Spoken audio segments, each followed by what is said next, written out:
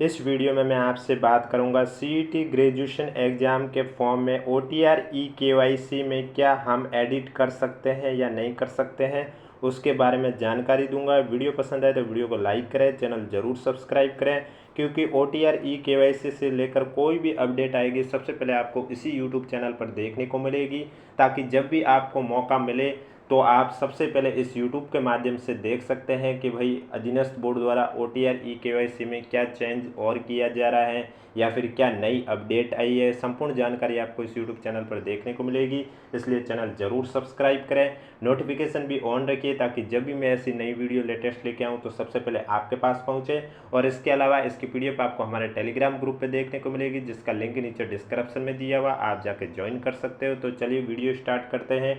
Video को बिना skip किए कंप्लीट देखें, क्योंकि मैं आपको इसमें बताने जा रहा हूं कि अभी तक की अपडेट के अनुसार क्या आप OTR eKYC में संशोधन कर सकते हो या नहीं कर सकते हो। क्योंकि बहुत ही स्टूडेंट की मिस्टेक हुई है, उन्होंने गलत PDF अपलोड हो गई, किसी के गलत फ़ोटो कैप्चर हो गया है, किसी ने PDF ही अपलोड नहीं किए, सिर्फ सिग्नेचर करके अपलोड कर दिए। आपके कौन सी प्रॉब्लम आई है हमें कमेंट बॉक्स में ज़रूर बताएं। और वीडियो स्टार्ट करते हैं। जैसा कि आपको मालूम है, अधीनस्थ बोर्ड द्वारा CET ग्रेजुएशन एग्जाम के फॉर्म फिल किए गए हैं, जिसकी लास्ट डेट है 7 सितंबर। आप लास्ट डेट का इंतज़ार ना करें, क्योंकि अभी वेबसाइट में बहुत प्रॉब्लम आ रही है। बहुत स्टूडेंट की शिकायत आ रही है कि उनके OTP नहीं आ रहे, तो किसी की OTP जैसे ही दर्ज कर रहे हैं वापस होम पेज ओपन हो जाते हैं, तो किसी के OTP के बाद लोडिंग ही हो रहा है, आगे प्रोसेस नहीं हो रहा है, इसलिए बहुत ही प्रॉब्लम आ रही है। इसलिए लास्ट डेट का इंतज़ार नहीं करें, समय समय पर आप चेक करते रहे वेबसाइट, और जैसे ही मौका मिले आप फॉर्म को सबमिट कर दीजिए। तो मैं आपको बताने जा रहा हूँ, जैसे कि आपको मालूम है, इस बार आपको लाइव फ़ोटो कैप्चर करना होता है और दूसरा हैंड रिटन प्रारूप आपको फॉर्म फिल करना होता है। अब बहुत स्टूडेंट की ये शिकायत आई है कि किसी ने लाइव फ़ोटो में वाइट बैकग्राउंड नहीं रखा है।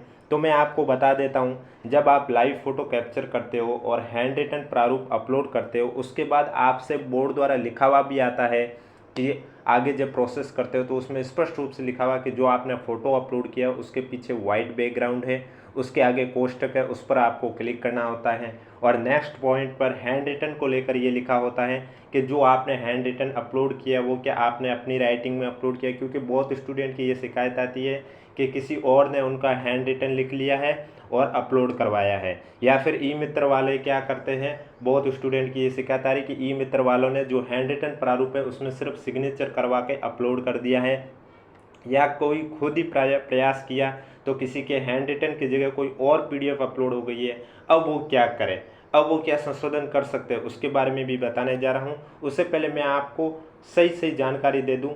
आप अगर फॉर्म फिल अगर अभी तक नहीं किया है तो ध्यान रखें, लाइव फ़ोटो के पीछे वाइट बैकग्राउंड होना कंपलसरी है, क्योंकि ये जब नोटिफिकेशन आप देखोगे CET का, उसमें भी लिखा हुआ है, और सचिव महोदय ने ट्वीट के माध्यम से अलग से भी जानकारी में भी लिखा है।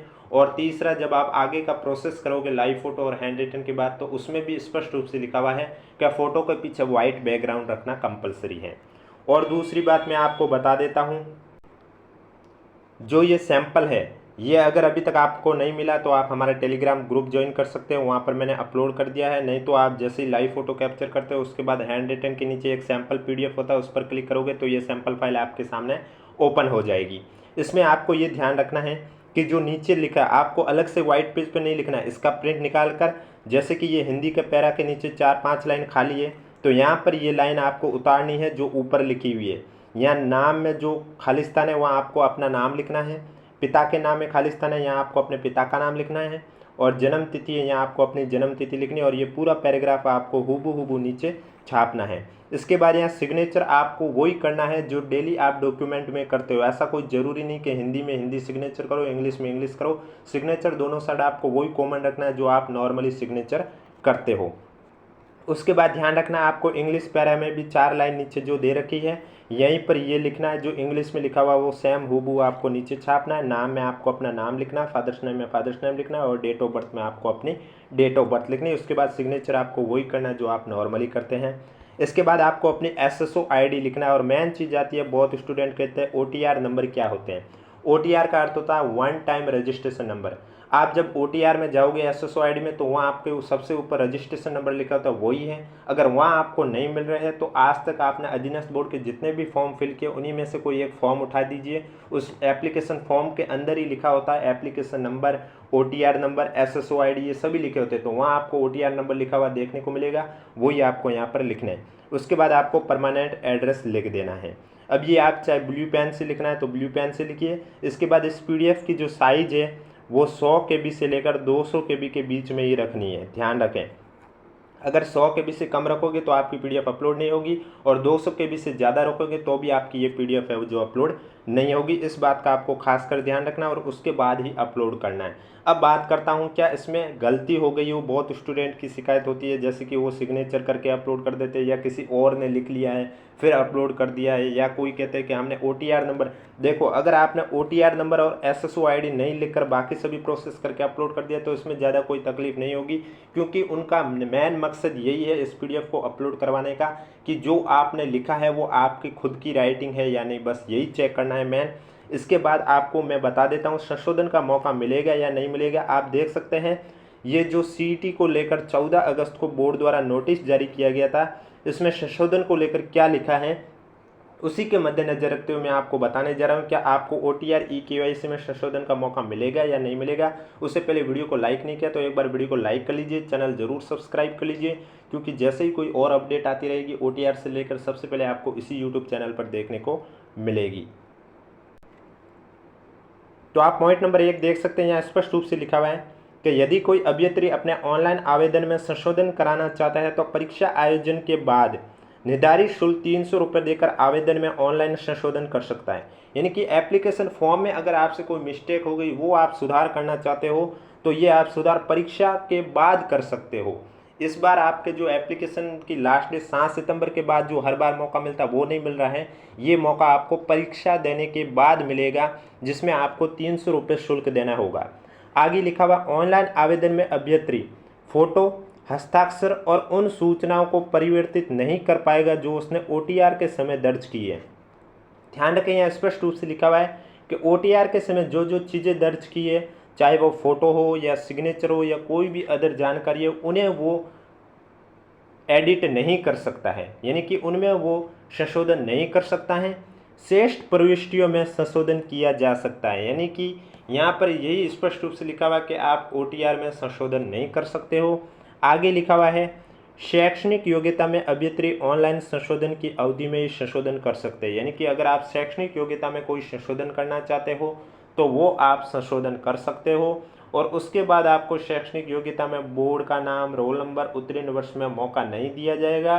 बोर्ड द्वारा जारी कार्यालय आदेश दिनांक 27/7/2023 के अनुसार ऑनलाइन आवेदन के लिए OTR में शैक्षणिक योग्यता में केवल मात्र एक बार संशोधन की अनुमति दी गई है।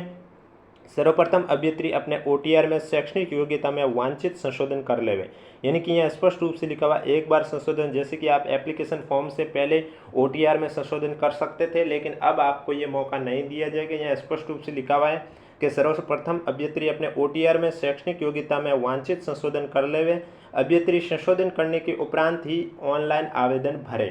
तो यानी कि यहाँ स्पष्ट रूप से इस नोटिस में लिखा हुआ है कि आप OTR में जो है अपडेट है, जो OTR में फॉर्म फिल करते समय आपने जो सूचनाएं दी हैं उन्हें आप संशोधन नहीं कर सकते हो। बाकी जो शैक्षणिक योग्यता है वो सुधार कर सकते हो, जो कि एग्ज़ाम डेट के बाद 300 रुपये प्रति आपका जो फीस है वो चार्ज लगेगा, और एग्ज़ाम डेट के बाद आपको मौका मिलेगा। ये मौका भी आप देख सकते हैं, यहाँ स्पष्ट रूप से लिखा हुआ है कि बोर्ड द्वारा ऑनलाइन आवेदन की अंतिम तिथि के बाद 7 दिवस में संशोधन का अवसर प्रदान नहीं करके समस्त अभ्यर्थियों को परीक्षा आयोजन के बाद ही ऑनलाइन आवेदन में संशोधन का अवसर दिया जाएगा।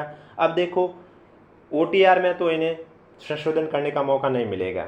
अब इस बार ये फर्स्ट टाइम हुआ है OTR EKYC, जिसमें आपको लाइव फोटो और हस्तलिपि नमूना अपलोड करना है। अब देखते हैं बोर्ड क्या इस बार ज़्यादा स्टूडेंट की हो सकती है शिकायत आ रही है कि उनके ज़्यादातर प्रॉब्लम आ रही है फ़ोटोज़ के बजाय जो हैंड रिटन नमूना उसमें लेकर ज़्यादा बच्चों की प्रॉब्लम आ रही है। तो अब बोर्ड देखते हैं क्या डिसाइड करती है, क्या इन्हें मौका देती है, क्योंकि ये पहली बार ऐसा हुआ है, OTR EKYC नया सिस्टम स्टार्ट हुआ है, तो हो सकता है बोर्ड मौका भी दे या नहीं भी दे। अगर बोर्ड मौका देगी तो सबसे पहले मैं आपको इस YouTube चैनल के माध्यम से बता दूंगा, इसलिए चैनल ज़रूर सब्सक्राइब करें। अब देखते हैं कब तक मौका देती है। अगर नहीं भी देती है तो फिर आपका जो अभी आपने नमूना सबमिट कर दिया है उसमें कोई परिवर्तन नहीं होगा, क्योंकि आप वापस से देख भी सकते हो। यहाँ पर इन्होंने ये भी लिखा है कि आप जो संशोधन कर सकते हो वो एप्लीकेशन फॉर्म में ही कर सकते हो। OTR के समय जो दर्ज की गई है सूचनाएं उन्हें परिवर्तित नहीं कर पाएंगे। बाकी देखते हैं बोर्ड का क्या फैसला रहता है। चैनल से जुड़े रहे, वीडियो पसंद है तो वीडियो को लाइक करें, चैनल जरूर सब्सक्राइब करें। क्या आपके भी समस्या आई है OTR KYC में तो हमें कमेंट बॉक्स में जरूर बताएं। और इसकी PDF आपको हमारे टेलीग्राम ग्रुप पर देखने को मिलेगी, जिसका लिंक नीचे डिस्क्रिप्शन में दिया हुआ। अगर अभी तक आपने ज्वाइन नहीं किया तो आप जाके ज्वाइन कर सकते हो।